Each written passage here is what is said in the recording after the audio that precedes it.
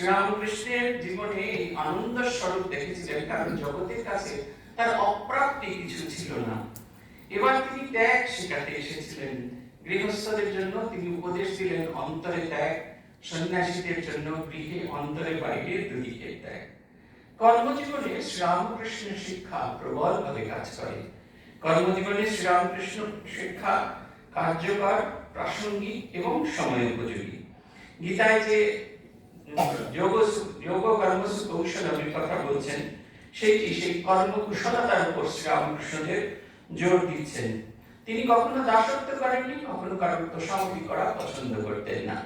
রামচন্দ্র দত্ত তাকে বলছেন, আপনার কাছে এসেছি কিছু তো একটা করে হবে এই ভেবে এসেছি। শ্রীরামকৃষ্ণদেব বলছেন, আমি তোমার খাইও না, তোমার পড়িও না, তোমার আসার ইচ্ছা হলে আসবে, না আসার ইচ্ছা হলে আসবে না। এইরকম বোল্ড স্টেটমেন্ট বলা সহজে আমাদের হয় না। এটি হচ্ছেন শ্রীরামকৃষ্ণের উপদেশ। কখনো ভাবেননি তার এই রসত্যাগটি যদি চলে যায় তাহলে আমাদের কি হবে, তার কি হবে, এই কথাটা তিনি কখনোই ভাবেননি। হৃদয়ারামকে বিদায় করে দিয়েছেন ত্রৈলোক্যনাথ, বলছেন উনি গেলেও তো পারেন। ঠাকুর শুনেই হাঁটা দেওয়া শুরু করলেন। তারপরে ফিরে আসছেন যখন, তিনি যখন প্রায় দরজার কাছে, ত্রৈলোক্যনাথকে ধরতে বলছে, আপনাকে তো বলি নেবো, আমাকে বলনি।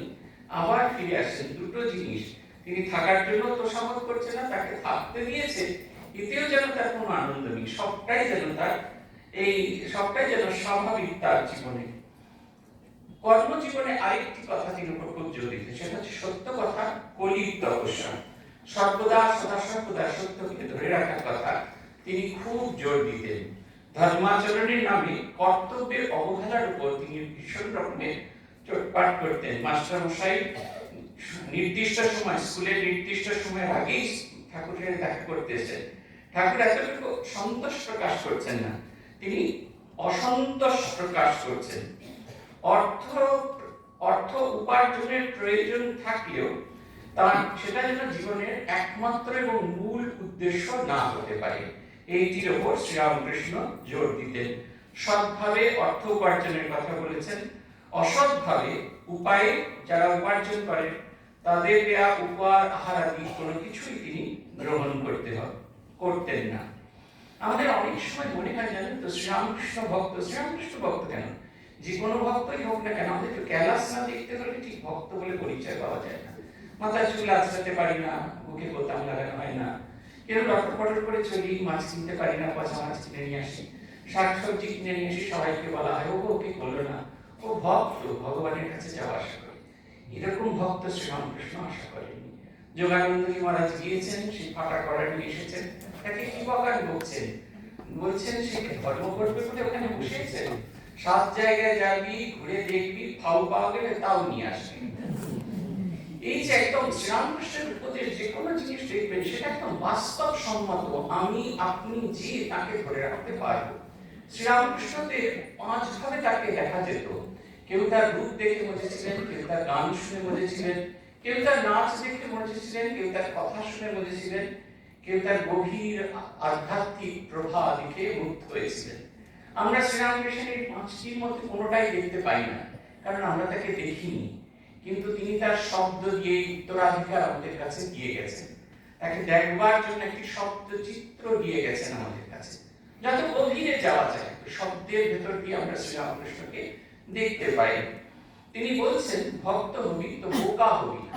আর যখন কিচ্ছু পারছি না, যখন আমার দ্বারা কিচ্ছু হওয়া সম্ভব নয়, সমস্ত কিছু তাকে অর্পণ করা।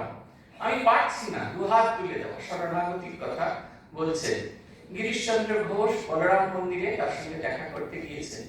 তার আগে গিরিশচন্দ্র ঘোষের সঙ্গে তার দেখা হয়েছে। ঠাকুর আসছেন, ঠাকুর প্রথম দিন গিয়েছেন তার নাটক দেখতে, গিরিশ একবারও এলেন না, দোতলায় তার বসার ব্যবস্থা করে দিলেন।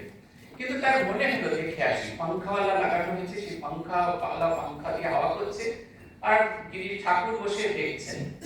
গিরিশ ঘোষ দেখে বাড়ি ফিরে গেলেন। ঠাকুর তো মোহিত হয়ে গিরিশ গিরিশ গিরিশ গিরিশ করছেন। তারপরে তিনি বাগবাজারের বসুবাড়ি থেকে তিনি বলরাম বসুর বাড়িতে যাচ্ছেন, হেঁটে যাচ্ছেন। অতটা পথ শ্রীরামকৃষ্ণ হেঁটে যাচ্ছেন, আর কোনো উদ্দেশ্য নাই গিরিশ ঘোষকে দেখার জন্য। গিরিশ ঘোষের সঙ্গে তার দেখা হবে, এই ভাবটা যেন তার ছিল।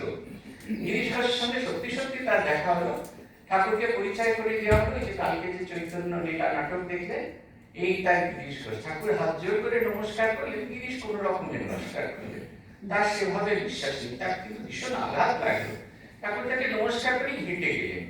গিরিশ তখন সেই যুগের মানুষ, যাকে দেখলে মানুষ মুগ্ধ হয়ে থাকে, গিরিশ গিরিশ করে লোকে, সেই লোককে একটা মানুষ সে এখন উপেক্ষার দৃষ্টি দিয়ে চলে গেল। শ্রীরামকৃষ্ণের প্রতি গভীর আকর্ষণ অনুভব করছে, মান খুঁড়িয়ে যেতে পারছে না। ভাবছেন গিরিশ বোধহয় ঠাকুর বোধহয় একবার মুখ খুঁড়িয়ে তাকাবে, তাহলে ফিরেও তাকালেন না। বলরাম বসুর বাড়িতে যাওয়ার পর গিরিশের ভাগ এলো। গিরিশ যেন উঠতে উঠতে শ্রীরামকৃষ্ণের কাছে গেলেন। ঠাকুরকে তিনি বলছেন, ঠাকুরের সঙ্গে যখন পরিচয় করে দিলেন, ঠাকুর তার নাটকের প্রশংসা করছেন, বলছে আর আমাদের নাটক যেখানে বসি সাত আট মাটি নোংরা হয়ে যায়। ঠাকুর আমি দুর্গা দুর্গা দুর্গা বলে মা যদি করি, এই গানটি তাকে শুনিয়েছিলেন। গিরিশকে বলেছিলেন, তোমার জীবনে দুটো বাঁক আছে, একটা বাঁক খুলে গেছে আর আরেকটা বাঁক বাকি আছে। ঠিক 7 দিন বাদে ঠাকুর এলেন রামচন্দ্র দত্তের বাড়িতে। গিরিশ খোঁজ নিচ্ছেন কোথায় আসবেন ঠাকুর। রাম দত্তর বাড়িতে আসবেন সে খবর